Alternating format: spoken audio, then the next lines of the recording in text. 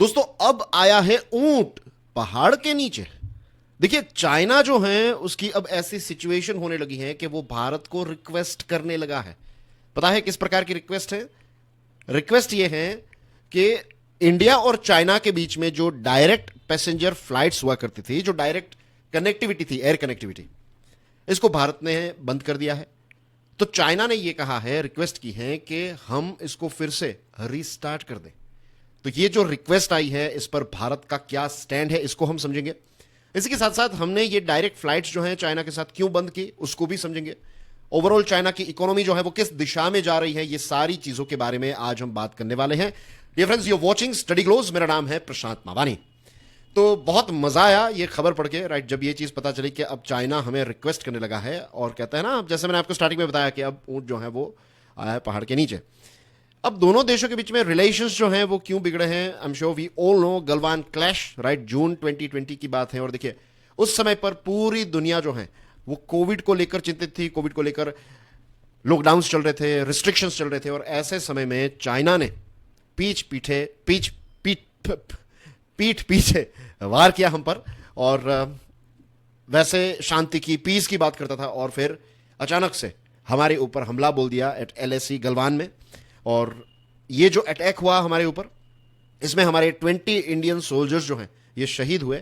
China ने अपना आंकड़ा जो है वो 4 बताया है, लेकिन ऑस्ट्रेलिया की मीडिया ने यह बताया कि चाइना जो है उसके तो 40 जितने सोल्जर्स जो हैं उनका निधन हुआ इन दिस गलवान क्लैश। और ये गलवान क्लैश जो है ये इंडिया और चाइना दोनों के बीच में, वैसे युद्ध भी हो चुका है, लेकिन दोनों के बीच में पिछले कुछ दशकों का देखें तो this is the worst military conflict between this two neighbours, right. अब दोस्तों आज की सिचुएशन जो LAC यानी कि लाइन ऑफ एक्चुअल कंट्रोल पर यही है कि दोनों तरफ से हजारों सोल्जर्स, हजारों ट्रूप्स जो हैं उनको वहां पर डिप्लॉय किया गया है। और ऐसे सिचुएशन जब किसी देश के साथ होती है आपकी, कि बॉर्डर पर आपको इतने सारे ट्रूप्स जो हैं उनको डिप्लॉय करना पड़ रहा है, इसका मतलब क्या है पता है? दोनों देशों के बीच में कुछ भी हो सकता है। दोनों देश जो है ये स्टैंड बाय मोड पर है। तो this is not okay, this is not a sign of healthy relationship. और इसी चीज पर हमारे minister of external affairs S Jaishankar साहब ने कहा है कि ये जो LAC यानी कि लाइन ऑफ एक्चुअल कंट्रोल पर जो चाइनीज मिलिट्री का जो प्रेजेंस है, ये इस बात को दर्शाता है कि दोनों देशों के बीच में, और खास करके LAC पर जो एक एटमॉस्फेयर किया है चाइना ने, दैट इज एबनॉर्मल। और इस पर्टिकुलर चीज को, इस एबनॉर्मलिटी को भारत जो है वो नजरअंदाज नहीं कर सकता। हमारी सिक्योरिटी के पॉइंट ऑफ व्यू से हम इसको डिसरिगार्ड नहीं कर सकते।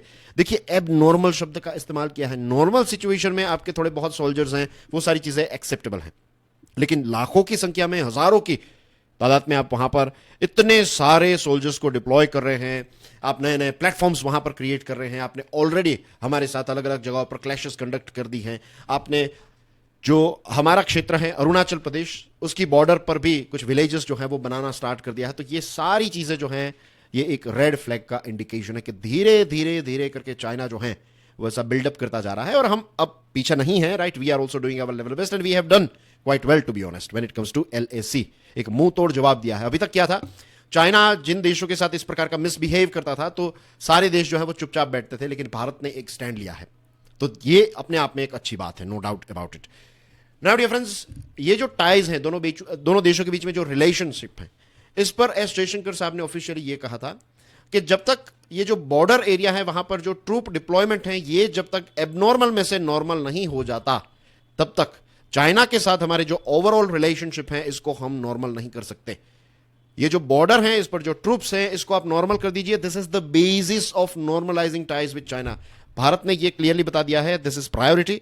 जब तक आप ये चीज नहीं करेंगे तब तक ओवरऑल रिलेशन जो है ये नॉर्मल नहीं हो सकता। जैसे पाकिस्तान के बारे में मैंने इससे पहले भी डिस्कशन की थी, पाकिस्तान के बारे में आप जानते हैं भारत का जो स्टैंड है दैट इज क्लियर। या तो आपके पास 2 ऑप्शन है, पाकिस्तान को 2 ऑप्शन दिए, या तो आप हमारे साथ बातचीत कीजिए या फिर टेररिज्म। ये दोनों चीज एक साथ एक्सेप्टेबल नहीं है। आप बातचीत करना चाहते हैं तो there should be no terrorism, और अगर आप टेररिज्म को ही स्प्रेड करना चाहते हैं तो फिर हम आपके साथ किसी भी प्रकार की बातचीत, एंगेजमेंट नहीं करेंगे। और आज देखिए पाकिस्तान की इकोनॉमी की सिचुएशन जो है वो कितनी बदतर हो चुकी है। ये जो भारत ने स्टैंड लिया है, ये जो नॉर्मल सी वाला मैंने आपको पॉइंट बताया, तो अब भारत की पूरी कोशिश यही है, हम सारे मेजर्स उठा रहे हैं कि चाइना पर जो हमारा इकोनॉमिक डिपेंडेंस है उसको जितना हो सके उतना कम करें, राइट। दोस्तों अगर ट्रेड डेफिसिट की अगर आप बात करेंगे when it comes to China, China के साथ जो हम बिजनेस करते हैं, तो 70-80 बिलियन डॉलर जितना हमारा ट्रेड डेफिसिट है चाइना के साथ, राइट। बहुत सारी चीजें चाइना से आती हैं, spare parts and there are so many things. मैं जानता हूं, आप जानते हैं, सरकार भी इसके बारे में जानती है। लेकिन ऑल ऑफ द सडन हम ये पूरा इंपोर्ट बंद कर देंगे तो हमारे देश में कितनी सारी इंडस्ट्रीज जो हैं उस पर एक बहुत बड़ी इंपैक्ट आएगी। तो सरकार जो है वो धीरे धीरे करके ये स्टेप्स उठा रही है, and this is the most logical thing to do. अगर आप भी प्राइम मिनिस्टर या फिर जो सेंट्रल गवर्नमेंट के मिनिस्टर रहते तो आप यही सलाह देते। अगर आप एक सेंट्रल लेवल पर आईएएस ऑफिसर होते, सेक्रेटरी होते से, तो आप भी यही सलाह देते कि धीरे धीरे करके ग्रेजुअली हम डिपेंडेंसी जो है चाइना पर, इकोनॉमिक डिपेंडेंसी जो है उसको धीरे धीरे करके हम बंद करेंगे। भारत ने कुछ बड़े बड़े स्टेप्स भी उठाए हैं। For example when it comes to investment, तो चाइना से जो इन्वेस्टमेंट है इस पर हमने रेस्ट्रिक्शंस लगा दिए हैं। एज यू ऑल नो, बहुत सारे पॉपुलर जो चाइनीज मोबाइल ऐप्स थे उनको बंद कर दिया है। इसके साथ जो चाइना से हम टेलीकॉम की गेयर्स खरीदते थे उस पर हमने रेस्ट्रिक्शंस लगा दिए हैं।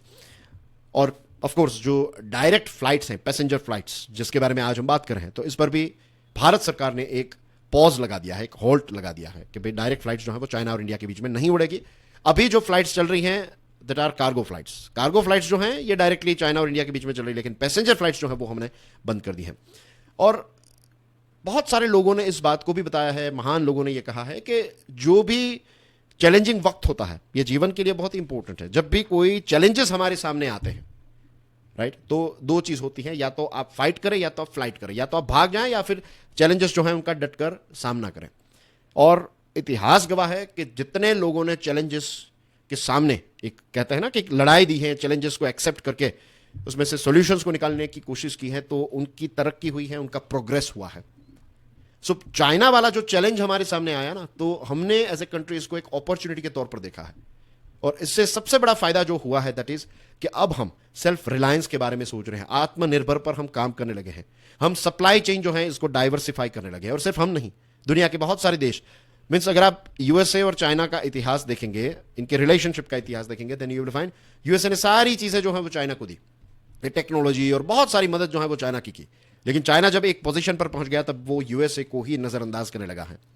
तो अब यूएसए इस बात से एक बहुत बड़ा लेसन सीख चुका है। यूएसए जो है वो अब चाइना को नहीं लेकिन भारत जैसे डेमोक्रेटिक देशों को सपोर्ट करना पसंद करेगा, और ये हमारे लिए एक अपॉर्चुनिटी है। इन दोनों के बीच में रिलेशनशिप जो अच्छे नहीं चल रहे हैं, तो that is an opportunity for our country. और डिप्लोमेसी में इस प्रकार की अपॉर्चुनिटीज जो है उसका मैक्सिमम या फिर ऑप्टिमल यूटिलाइजेशन किया जाता है, राइट।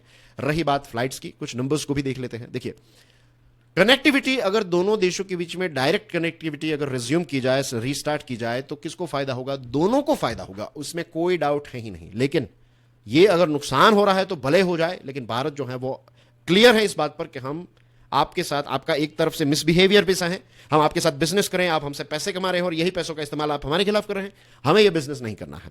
नंबर्स की बात करें तो देखिए, दिसंबर 2019 में, और ये यही महीना है जब कोविड का रेस्ट्रिक्शन, कोविड न्यूज में आने लगा था, कुछ केसेस हमें देखने को मिलने लगे थे, इटली और यूएसए के साथ जुड़े हुए न्यूज हमें देखने को मिल रहे थे।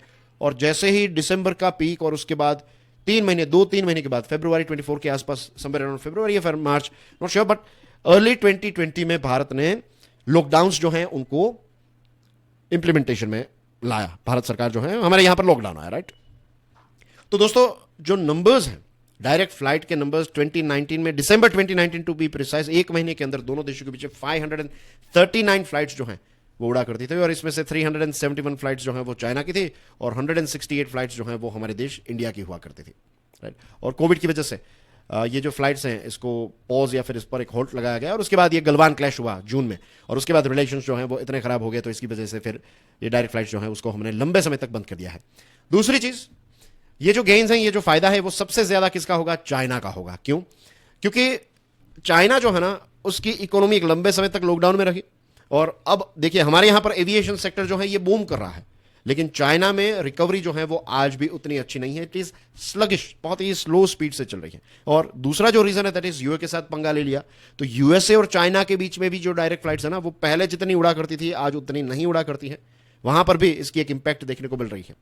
और ये कुछ ऐसे बड़े बड़े रीजंस हैं जिसकी वजह से चाइना की सरकार और चाइना की एयरलाइंस ने हमारा जो सिविल एविएशन है उसका एक अप्रोच किया और कहा कि भाई डायरेक्ट एयर लिंक्स जो है उसको आप रिस्टोर कर दीजिए। चाइनीज फॉरेन मिनिस्ट्री का स्टेटमेंट आया है, we hope the Indian side will work with China, कि हम जल्द से जल्द डायरेक्ट फ्लाइट्स को स्टार्ट कर दें। भारत ने क्लियर स्टैंड लिया है, Unless there is peace and tranquility on the border, the rest of the relationship cannot move forward. और अभी सिचुएशन ऐसी है कि जो लोग चाइना जाना चाहते हैं तो उनको कनेक्टिंग फ्लाइट्स मिल रही हैं via Hong Kong, Dubai, Singapore, right. और ये सारी चीज़ों की वजह से ये जो बिजनेस पीपल हैं, मैं यहाँ पर बिजनेस मैन या फिर बिजनेस वुमेन नहीं, बिजनेस पर्सन जो हैं, तो इन्होंने क्या किया है, अब वो अपना बिजनेस दूसरे क्षेत्रों में लेकर जा रहे हैं, अमेरिका, यूरोप एक्सेट्रा। और चाइना जो है वो भी कोशिश कर रहा है कि वो सऊदी अरेबिया, गल्फ के देशों को अपनी तरफ और ज्यादा आकर्षित करें and things like that, right. अब दोस्तों जाने से पहले ये जो ड्रैगन है चाइनीज इकोनॉमी, उसके बारे में बात कर लेते हैं। वर्ल्ड बैंक जो है उसका भी यही फोरकास्ट है कि 2024 में चाइना जो है इसका शार्प स्लो डाउन होने वाला है। और ये जो वीकनेसेस हमें देखने को मिल रही है उसके पीछे मेन फैक्टर्स में से एक है वहां का जो प्रॉपर्टी सेक्टर है, रियल एस्टेट सेक्टर, उसमें एक बूम चल रहा था और ये बबल जो है वो बर्स्ट हुआ। दूसरी चीज कर्ज काफी ज्यादा है और कंज्यूमर का कॉन्फिडेंस जो है वो काफी ज्यादा वेवरिंग नजर आ रहा है। और एक्सपोर्ट्स वीक हो चुके हैं बिकॉज यूएसए बहुत बड़ी मार्केट है चाइना के लिए। इसके अलावा जो दूसरे यूरोपियन देश हैं, जो वेस्टर्न कंट्रीज है, फॉर एग्जांपल अगर ऑस्ट्रेलिया की बात करें तो ऑस्ट्रेलिया के साथ भी रिलेशनशिप जो है वो खराब कर बैठा है चाइना।